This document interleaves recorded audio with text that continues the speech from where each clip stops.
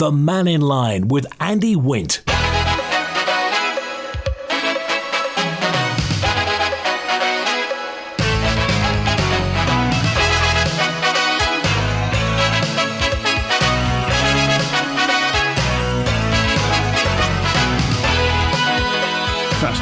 It's 6 minutes past 12. We're on the open line, Mannin Line today through till 1. Text 166 177. WhatsApp, same number, 166 177. Email studio@manxradio.com or hit the phone 66 13 68. So, did you know it's a legal requirement to trim greenery around your property? It's true. The government's reminding landowners of responsibilities to manage trees to ensure they don't become overgrown or neglected, causing damage, creating obstructions and posing a risk to public safety. Well, this has happened ever since one of the buses got clouted by a tree branch. Does this happen everywhere? Have you got any photos? Can you tell me all about this if it's happening where you are? Also, a note from Mark in Balaff. Mark says, Andy, can you ask your listeners to be vigilant for scam texts for every parcels? Lots of calls about this week, so scroll to the top of the message and check the number. If it's a foreign number, you need to delete the message. If it is a foreign number, delete the message if you get a message from every. Michael Jackson is on the phone. My name's Michael Jackson. I live at Lincoln in England. I'm trying to locate some friends of mine, Karen and Phil, who used to be wardens at the Caravan Club site in Borrowdale in Cumbria. The reason I can't contact them is because I had my phone stolen in Keswick and all my contact numbers went with it, and I've been unable to trace any numbers for them or addresses, but I know they're in the Isle of Man. They used to live in Liverpool. They've been there for several years.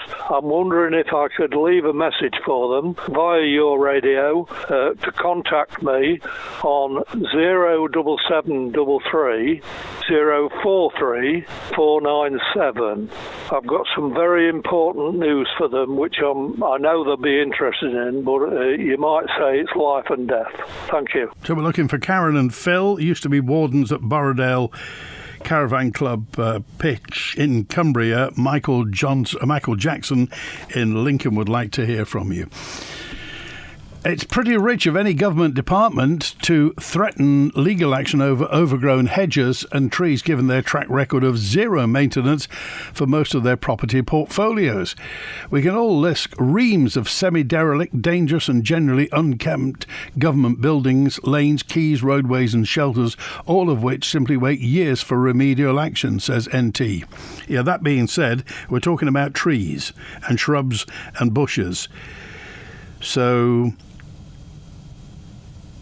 I drove to Portmore the other week. That's overgrown.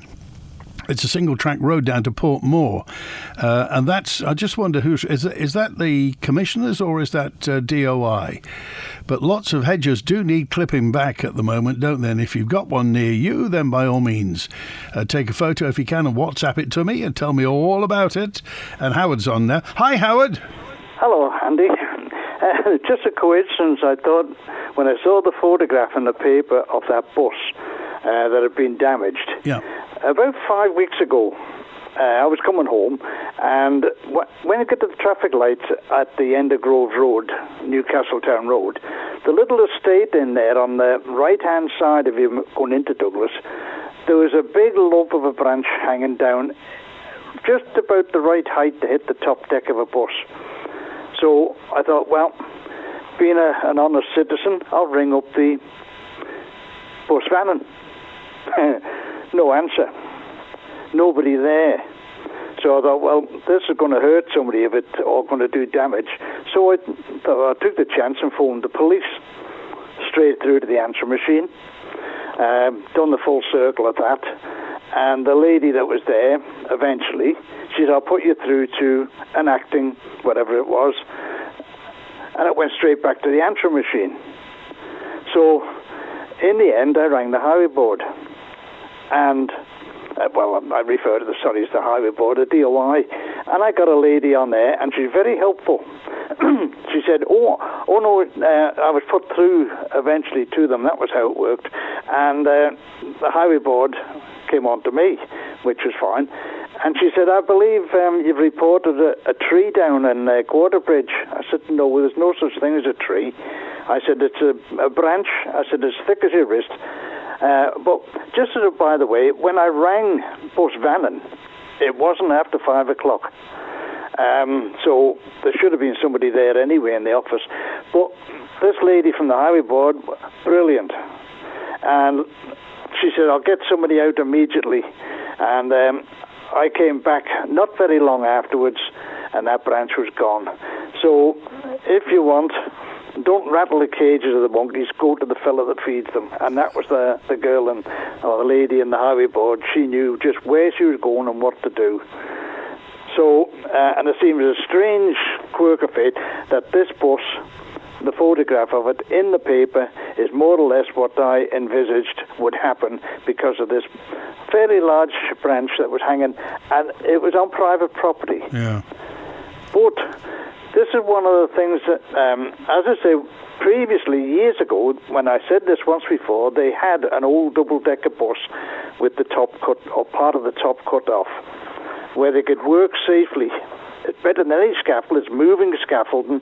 And I was just looking when I was coming down through, a lot of the private houses, the branches are overhanging, and they are a danger to the double-deckers and any passengers that's upstairs. Yeah. So why don't they just invest or modernise one of the buses that they're going to dispose of? They already own it. Why don't they work on that, open the roof up, and not only will it have a work platform on top, they'll have a canteen down below. Well, there you go with your smart ideas, you see, Howard. There you are thinking again. Well, I know we're not allowed to do that these days, but they used it many, many years ago, and people come on afterwards when I mentioned it. Yes, I remember that bus, and they'll know just by driving around exactly what trees and bushes or whatever is going to hit the height of that bus. When did it go, Howard? Oh, I don't know. It was a long time ago. I think it was before this series of managers, directors come in. But it was one of their own buses that had been adapted. It was one of the road service buses. Yeah. And they used to keep it up where the Salisbury Street care home is now, where their bus garage was. And it was kept up there. And they would take it out any time if they had a spare 10 minutes, and they could wander around on all the bus routes.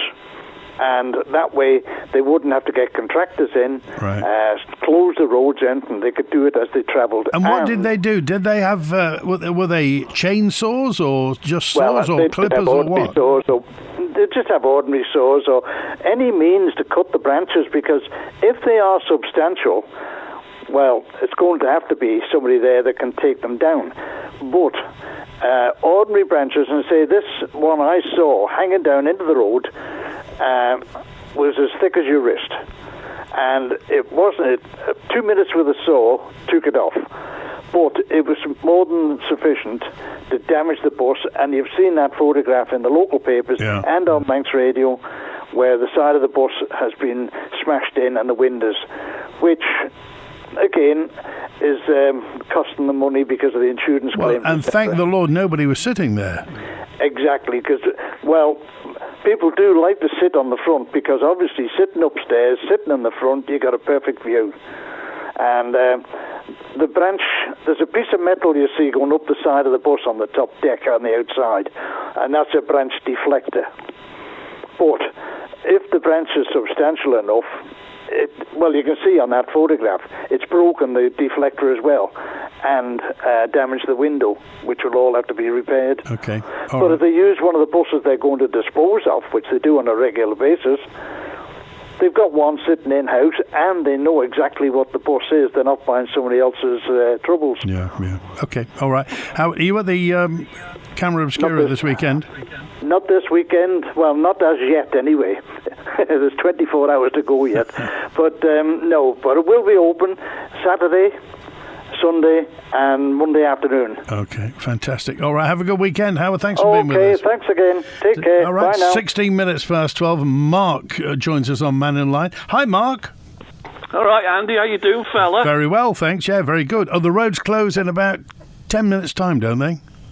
I've no idea, mate. I'm not interested in the Manx Grand Prix or the TT. 12:30 they close to anybody who's dashing to get around. Right, well, there you go. You've done your civic duty for the day. You can go home now and have a bottle of wine. Thank you. Right. What I'm ringing up about, mate, is we've had nothing but trouble recently with the steam packet company boats and what have you breaking down left, right and centre. A little bit of information that I'm fairly certain that your listeners don't realise about the steam packet, and this is true, you can actually check it up, is the boat they bought from the South Korean shipyard is a 25-year-old design. So it's not even a modern design. They bought a 25-year-old design from a company in South Korea that specialises in supertankers, bulk carriers, and what they call offshore vessels that pump oil into massive big containers. Right. This company that they bought the ferry from is not a ferry building company. And the reason I'm ringing you up is I really am concerned about this, and I think somebody... an inquiry should be launched into why we didn't go to a company that specialises in ferries. There's 3 I can think of in Scandinavia, 1 in Germany, 1 in Turkey, that build ferries. Why did we go to a company that doesn't build ferries? Well, I'd heard the rumour that it was the first ferry that they'd made, but I didn't know that's... now you've confirmed it, you've found the source and what have you. I mean, what do you think of the way this is? I mean, boats do break down. It's one of those things, and particularly as we've got an electric boat now with electric thrusters and what have you. And the other thing about the Mannin is she's as old as the Ben McCree. I mean, she's 25 years old. She's due to be replaced fairly soon. So you would imagine things would start to go wrong on the Mannin. But, I mean, somebody's responsible somewhere, Mark. The problem is, Andy, I'm an ex-merchant seaman. I was in the merchant navy from the late 70s to the late 80s. We used to go backwards and forwards from Sellafield to Japan collecting and the nuclear waste from there. Now, we had engineers on that ship, proper engineers. If something went wrong, a bearing broke or something went down, they had to fix it. Today, your engineers push a button to start the engine, push a button to stop the engine and panic if something goes wrong, because they are not engineers. In fact, I wouldn't even call them mechanics, because a competent mechanic could fix a generator quite easily, whereas the steam packet, everything ground to a halt because a generator stopped working. I mean, have you ever noticed when anything goes wrong, Andy, it has to be brought ashore, and people from ashore have to go on and fix it.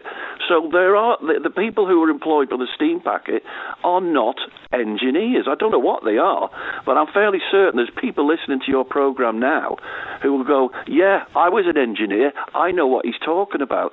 You can't just, if you're in the middle of the Pacific Ocean, say, oh dear, something's wrong, let's go to the nearest port and get it fixed. Why are they employing people who are not qualified? That's what I'd like to know. And also, I would definitely like to know why they went to South Korea, who sanctioned it to go to South Korea when there was half a dozen shipping companies literally on our doorstep who specialise in ferries. Yeah. I mean, in the defence of, it was Hyundai, wasn't it, that built it in Mipo. I mean, it did come in on time and on budget. Oh, you would expect that from the Koreans. They are very, very good. But let's also not forget, Andy, a little salient point here. The thing broke down on the way from South Korea to here. Oh, yeah, there was that. Yeah, I mean, if you look at these companies in Scandinavia and what have you, they do feasibility studies. So if you were to order a ferry from, say, Helsinki or somewhere like that, they would send people over to look at the Irish Sea, look at its history, look at the depth, look what's on the ground, have a look at the surroundings, have a look at the weather reports for the last year or two, and find out exactly what the conditions are for the Irish Sea. Nobody came over from South Korea. They just got on with it because nobody took the time from the government to say, look, if we're going to spend 200 million quid on a ferry that's going to last 25 years, it's got to be perfect for the conditions that it's going to be running 4, 5, 6 times a day in. And nobody seems to have done that, mate. Well, I mean, who knows who made the decision? Presumably that's a board-level decision for the steam packet.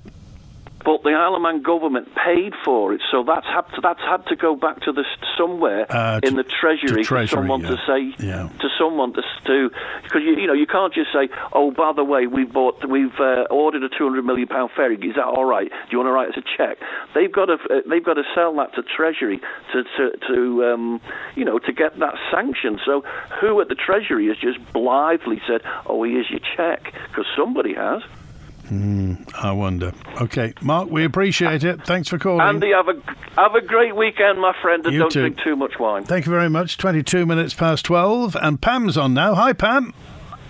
Hi, good afternoon.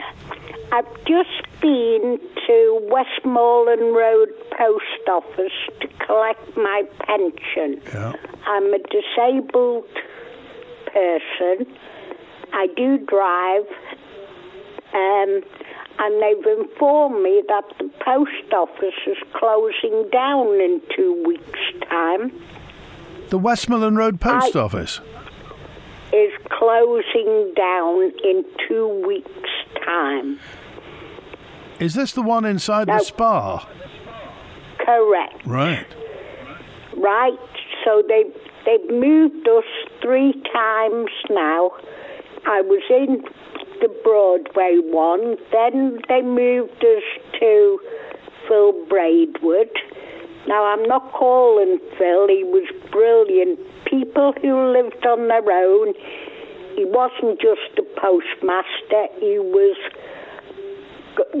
go and see if they're all right, if they hadn't been for their pension, and did they need any shopping.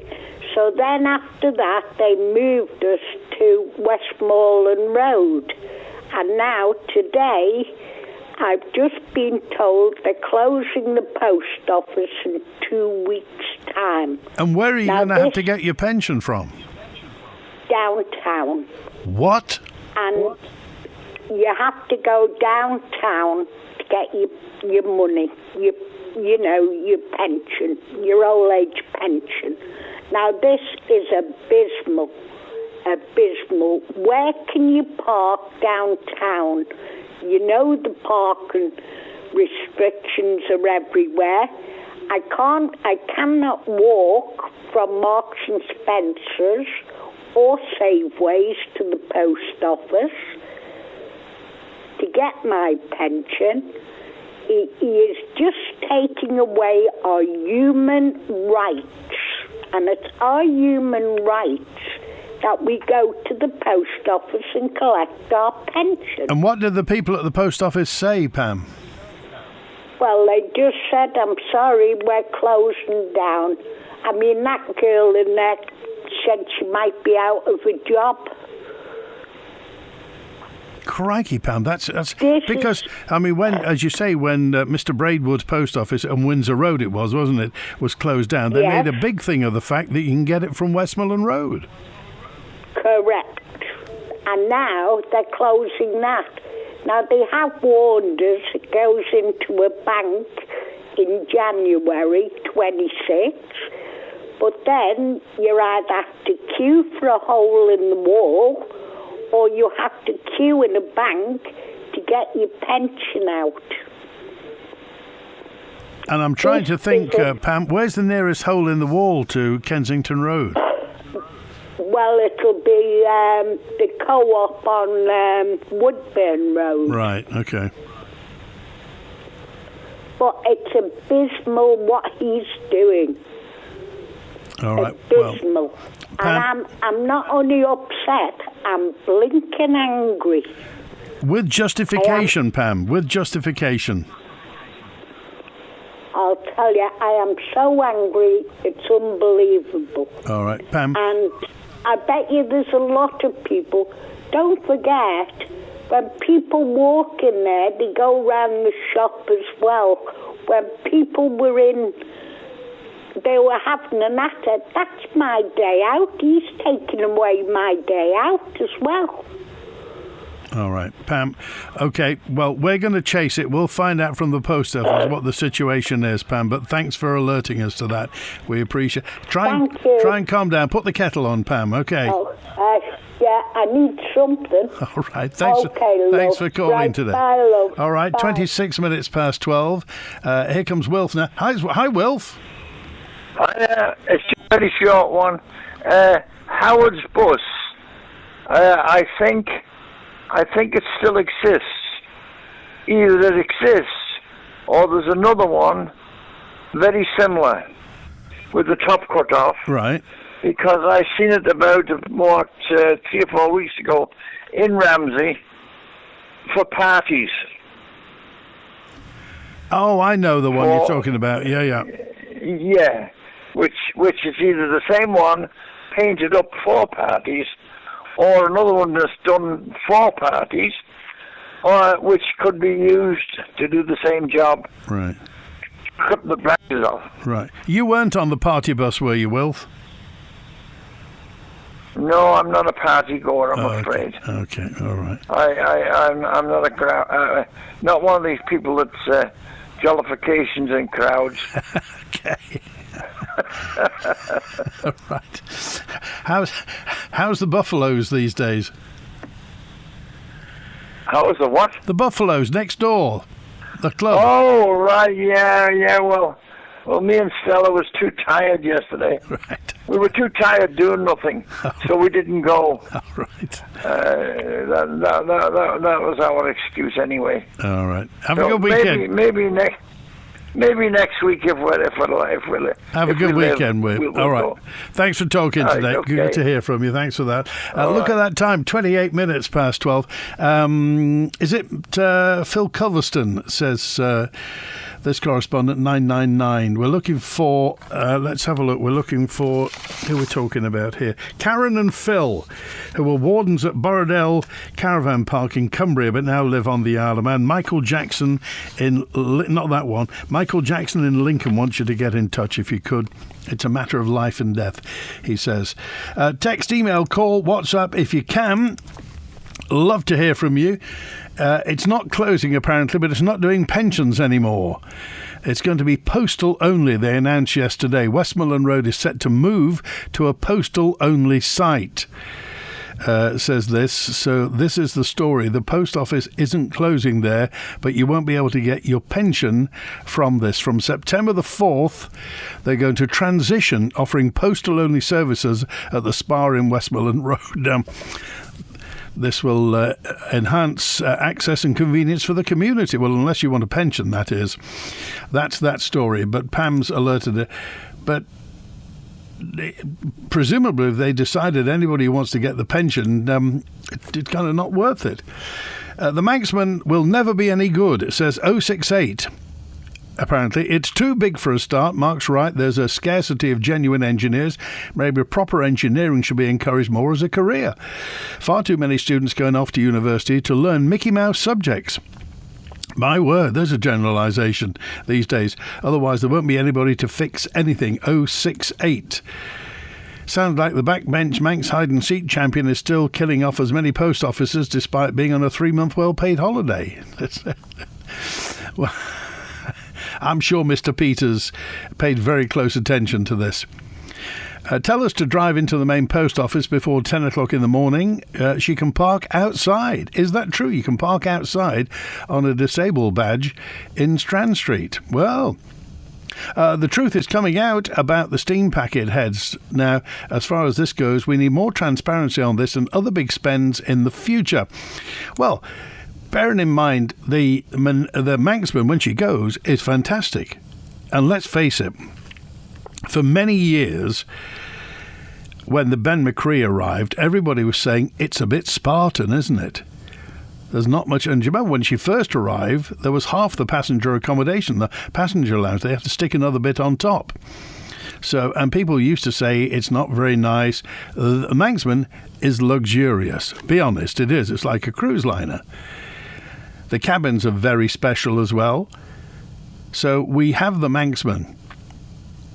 if it is a 25-year-old design, says Tony C., then surely it must be a tried and tested model. Can't be both. It can't be the first one and a 25-year-old design. On another note, there's been a lot of comment about the 14 missed sailings due to breakdowns. But how many other successful sailings were there in that time period? Good point. Bearing in mind that normally they'll both do 2 trips a day.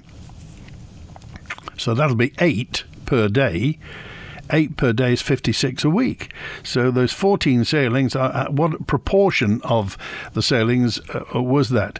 The DHPP, Department of Harbours, Ports and had the double-decker for cutting low-lying branches on the bus routes. It was maintained by the plant maintenance workshop at Ellerslie. They sold it in 1995. That was the Lopper Bus, apparently it was called, the Lopper Bus. You should make owners clear and cut large hedges. Shouldn't be any more than 8 foot tall, and overhanging trees should be you should be entitled to lighten views. The government apprentices scheme could help a lot for people. There's a form online to complain about neighbours overhanging greenery, apparently. That's what you have to do. And Juan's on now. Hey, Juan. Hey, the promenade's starting to slow down, Andy.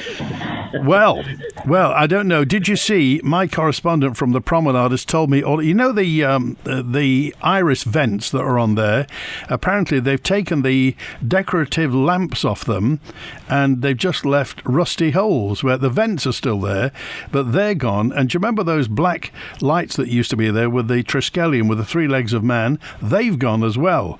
So we're even more rudimentary design on the promenade. I'm actually looking at them now, Andy. Yes, I can see exactly what they're talking about, and there's nothing worse than a rusty hole, is there? There you are. Nothing to do with that. What can I say? And I see Beyond Meat has gone into Chapter 11 bankruptcy. So everyone's going back onto solids by the looks of it. So maybe Beyond Meat is beyond saving, eh? I just wanted to talk about. Someone mentioned there quickly about the steam packet boat. Yeah. And did you ever see there was an answer to the FO? It was an FOI put in, Andy. I don't know whether there was any follow up on it. You can't FOI the steam packet. Apparently, it's one of those things you can't send an FOI in for some reason. Well, you can. It just won't get anywhere. Yeah, the question was that there was a story going that the boat was designed for somewhere else and was bought off shelf. And I think there was a question put in asking, was the boat specifically designed for us, or did we pick it up at a cheaper price because it was actually designed for another route? But I don't know whether there was an answer to that or not. Like you say, it got thrown into the long grass. I just wanted to talk about the recent amount of scams that are going on our local Facebook sites, right, and social media for furniture for sale and stuff like that. And it's all foreign names that seem to be attached to them. But it seems to have grown exponentially very, very suddenly in the last 6 or 7 months. There seems to be a range of people who have found these, a way of scamming people. And I just thought it'd be interesting to just put it out there to the older people that, they're putting on these pictures of, nice stuff at very, very reasonable prices and then asking people for a deposit because 3 or 4 people are interested in them. So I think it's just people should be aware that we're now vulnerable to this over here. We never used to have this, Andy, much over here at all. But it seems to be creeping in onto our social media sites, and I don't know why that's I've had this mentioned to me, Joan. Why now? Well, and that's it. I don't know whether it's because we've got a demographic of different people coming here and that culture is somewhere else. I know with the places I spend time in the winter, the car scams online for people trying to get deposits out of people is horrendous. It's terrible. So I'm just wondering whether that culture's arriving here, with, I don't know, people who have found the Isle of Man, shall we say, or found a place that they might be able to get some money out of. But it's definitely with us.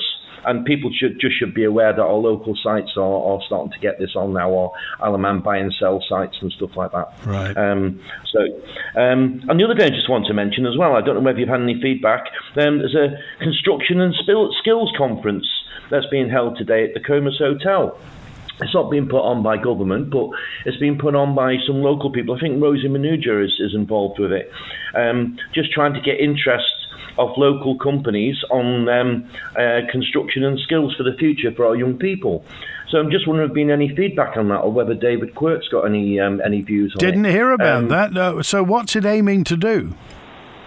It's aimed to get interest, seemingly, out of local businesses for taking on apprentices.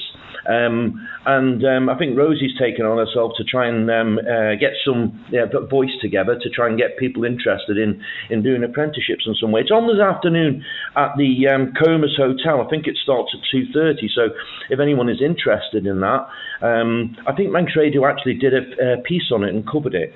But it's just interesting that local people are now got to the stage where government's not seem to be helping us on these things, and they're taking it on themselves to try and do something, which is good. Okay, all right. Cheers, June. Good to hear from you. Take care, Andy. Have a good weekend. Okay, Andrea says, what about the trees along Peel Road after Braddon Church? Who's responsible for them?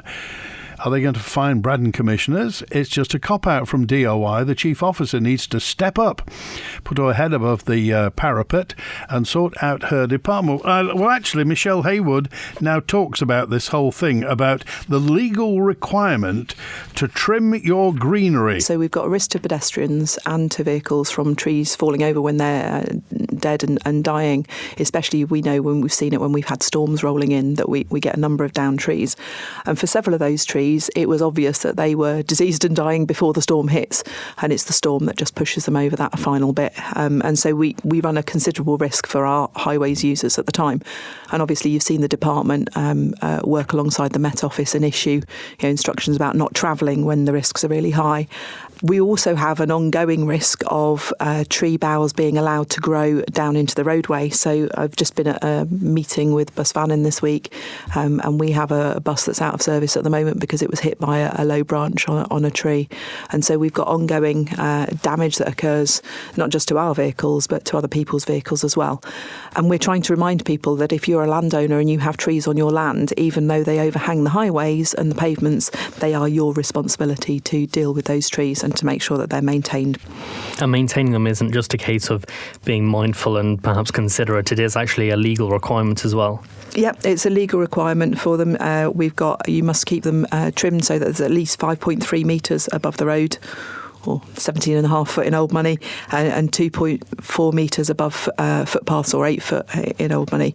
We also know that overgrowing vegetation obscures streetlights, it obscures signage as well, and it can block people's view when they're turning out of junctions. So this is a general appeal to landowners to deal with the vegetation that they've got, that they're responsible for, and to cut it back.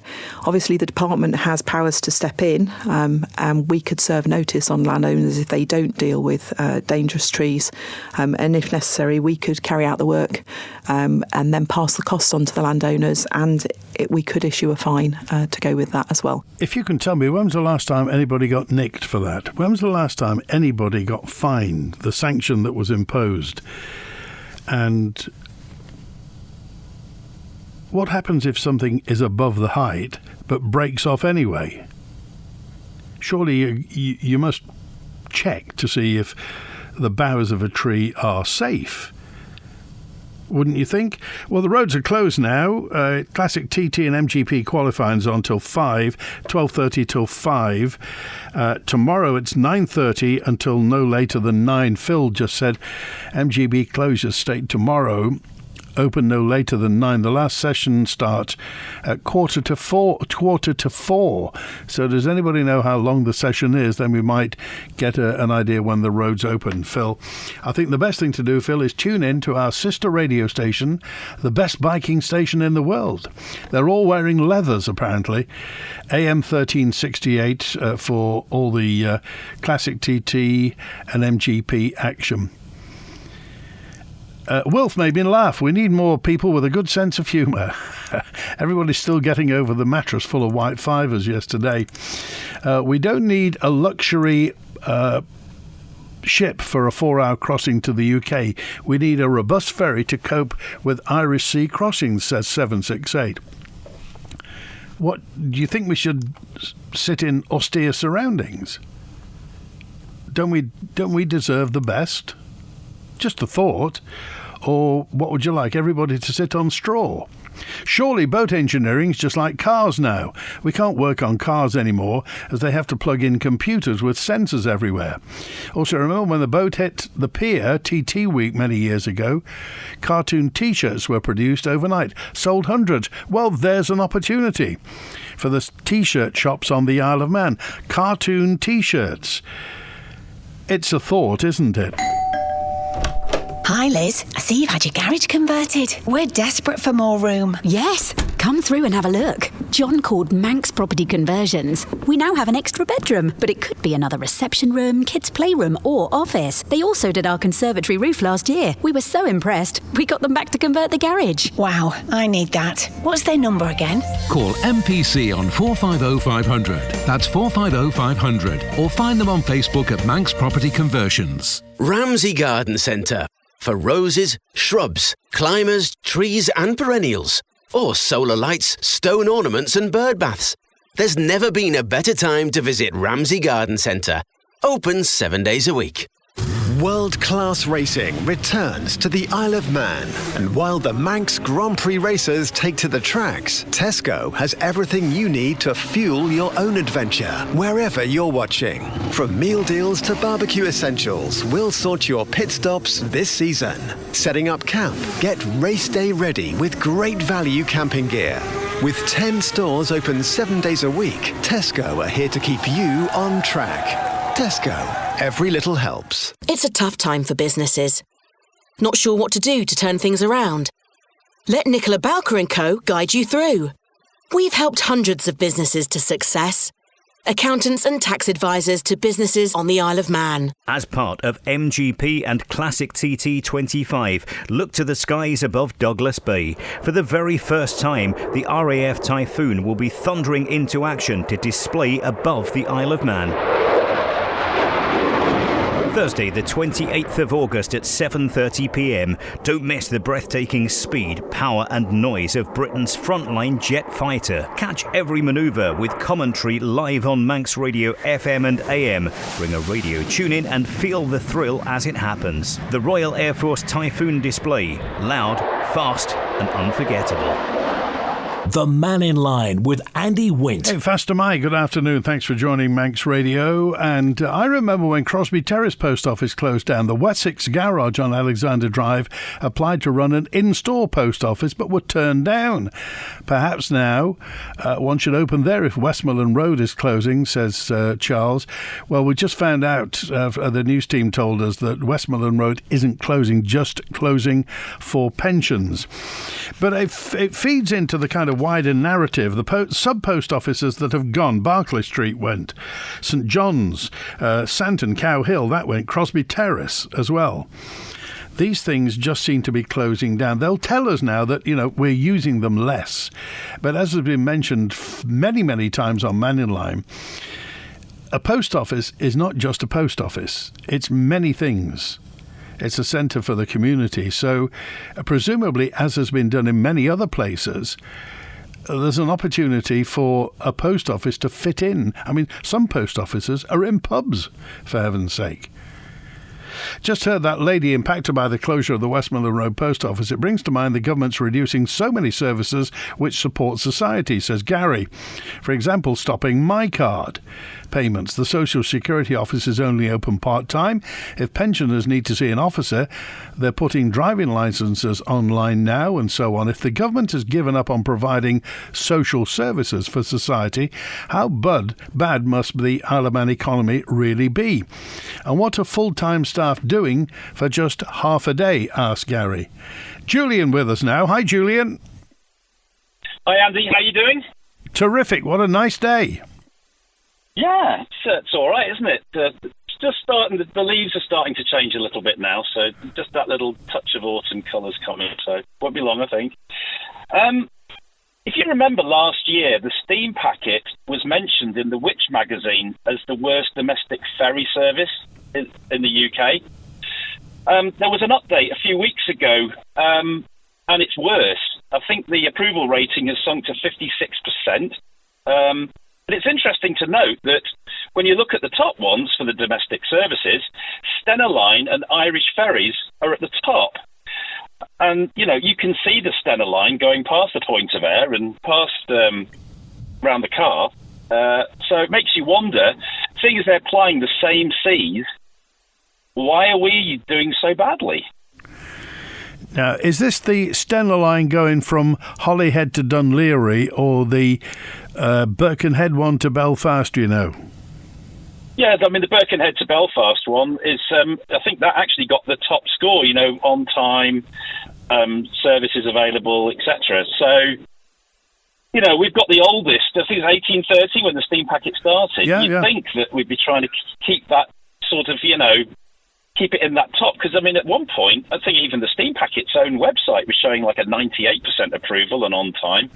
If you this report from Which was done about 6-7 weeks ago, so if it was 56% reliability and approval rating then, what's it going to be with, what was it, 14 cancellations in the last 3 weeks? I mean, that's going to take the average a bit worse, isn't it? Well, and you're quite right in the fact that, you know, we trumpet the fact that the steam packet is the, you know, the world's oldest continually operating ferry service, even though about half a dozen people have owned it. It's a bit like Trigger's brush. But it is, you know, the name is iconic, and certainly in maritime circles, people know the Isle of Man Steam Packet Company. So you would think, I mean, surely they jealously guard the reputation, Julian. Yeah, I also wonder if there's a bit of a circle, a bit of a feedback loop here, because, you know, shipping like a steam packet is crucial for all our cargo. So the fact that the prices keep going up, I remember we talked about this the other day, and the steam packet is sort of supposed to be getting the best prices possible. But when you start getting 4 to 5 times the freight charges, and also the passenger charges are horrendous now as well, you're causing a pinch point in all the economy filtering down through the island. So is it, you know, you're kind of killing the golden goose in a way, surely by, you know, all this overspending I mentioned yesterday or the day before yesterday, 50 million spent overspend that was granted by Tynwald last year. You know, all these things. If you were to trim down on all the inefficiencies in what government departments are spending and use that to just subsidise and drop down the freight charges and everything else, wouldn't that produce like a feedback circle where, you know, businesses would start thriving again? You know, everyone's complaining about, you know, the cost of shipping and everything, which then adds on the cost to us.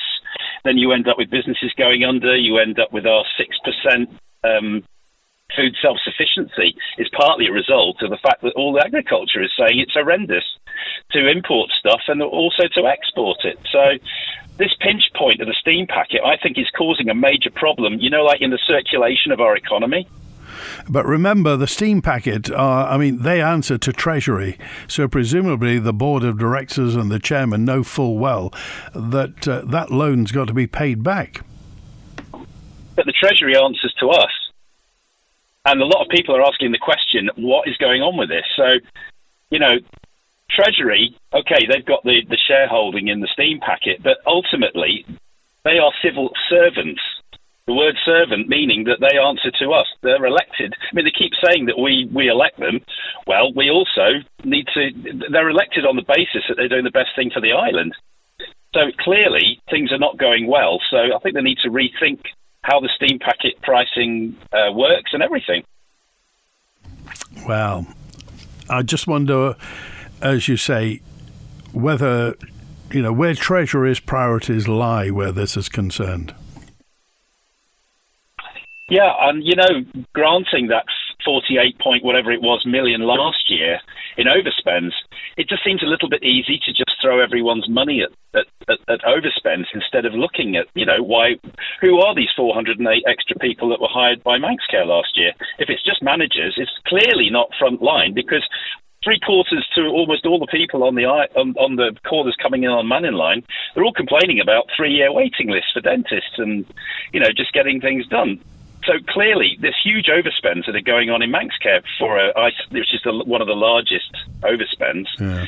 It's getting worse. So, they need to start looking at efficiencies, kind of like a Doge thing, but on government itself. Like we said the other day with the tip charges, it's getting in 750,000, but at the same time, it's making the island worse with people throwing sofas on hillsides and things. And it's a pitiful amount compared to the overspend that seems to be getting larger and larger every year, and nobody ever seems to query why is this overspending getting worse every year. Okay, all right. Julian, thanks for calling today. Thanks, Andy. Have a nice weekend. You too as well. Thank you for calling. 9 minutes before 1 on Mannin Line today. And a note in from Hazel, who just said, Andy, didn't they have lots of new executives in Isle of Man Steam Packet recently? Well, they had a new chairman. Dan Clegg replaced Lars Ugland. Dan Clegg is the new chairman. I think, was it last year, got a new team in charge. I think the Seamus Burns, Head of Customer Experience, Ethel Doherty's Human Resources, and James Royston, Head of Operations. And I think they put a couple of new directors in. Bill Shimmins, of course, former MHK for Middle, between 2016 and 2021, was political member for Treasury when it bought the Steam Packet. Now he's on the board. And Amanda Bindon, who's chair of Laxey Glen Mills, is on the board as well. And, of course, Brian Thompson is the managing director. That's the situation regarding the Steam Packet. The boat is beautiful, isn't it? I mean, the boat is beautiful. Whether or not it's the right boat is another matter, bearing in mind a difficulty getting in and whether or not Douglas Harbour's been dredged. She is a beautiful boat. What do you think? Any thoughts? Hello, I'm just ringing to say something about people having to let you out on the road. Sometimes you're waiting at a junction to pull out and somebody will come along, the only car on the road, and they'll stop to let you out. And there's no need for it. It's one thing if it was a traffic jam and there was plenty of people queuing up and you needed help getting out, but to stop on the road for no reason when you're the only car is just silly and creates an obstruction. Surely that's not the highway code. And also, are people just doing it to make themselves feel good? And sometimes it might actually cause somebody to overtake them if they've stopped and they don't understand why. And once I heard of an accident where somebody was killed from people doing that someone had stopped to let a bike out, and that somebody whizzed past them thinking that they'd stopped for no reason, and the cyclist was injured. So I just wanted to make that point. I just wonder what you think about that. And that is people who stop while they're driving to let other cars come out of side roads. I think isn't that against the highway code? You're not allowed to direct traffic from your driving position. You're supposed to drive on the road. You can't just stop and let people come out. And as that lady said, and witnessed the fact that there was an accident because a driver stopped to let a cyclist out, somebody didn't know why the person had stopped, overtook, and hit the cyclist. Do you ever come across this? I just wonder what your thoughts are. John from the Peel Road says, Westmoreland Road, says there are 3 spaces outside on the pavement of Westmoreland Road Spa. Well, there are, but you have to drive across the pavement. And that's a busy road. Westmoreland Road at times, not at the moment, obviously, because there aren't any children at Henry Bloom Nobles. And those key workers aren't in those big places. Of course, they're not allowed to have cars, are they? It's part of the, yes. So 3 spaces outside on the pavement. And Steve said, well, apparently I can save the Isle of Man millions. Fire all government employees and employ the same few contributors on Mannin Line. We get all that. Well, it's a way of doing it. It might work. You never know. Kathleen got a 2024 Christmas card on the 19th of August 2025. It had been misdelivered to an Onken address and redirected. Her address and postcode were right. She plans to complain to Santa Claus. Plans to complain via letter rather than email. It's serious. A Christmas card should be there for Christmas, not the 19th of August. And a listener criticises the government for threatening legal action over overgrown hedges when their own properties are often neglected and poorly maintained.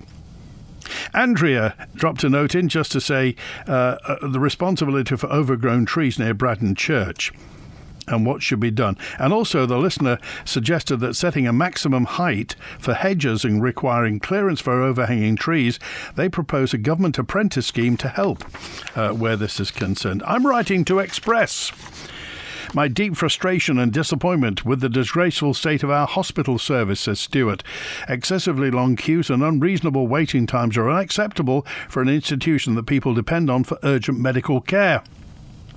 Patients should not be forced to endure hours of waiting, often while feeling unwell, simply to be seen. It reflects poorly on the hospital's management and raises serious concerns about efficiency, organisation and respect for those seeking care. This is not just an inconvenience, it's a failure of duty to patients, says Stewart.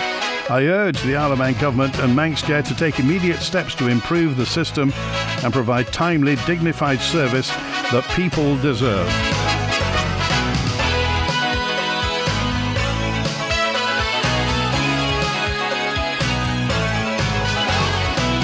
Michelle Hayward isn't the chief officer.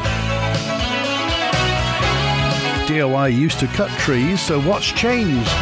It'll be interesting to find out how many buses have been damaged over the last 5 years and how many trees DOI is responsible for. Well, I'm saying thousands. It's a distraction from the 20 mile per hour fiasco, says Andrea. And that's it. It's a bank holiday weekend. Have a fantastic time. We're going to reconvene on Tuesday. Thanks to Chris on the phones today. Enjoy the rest of your Friday. W.I.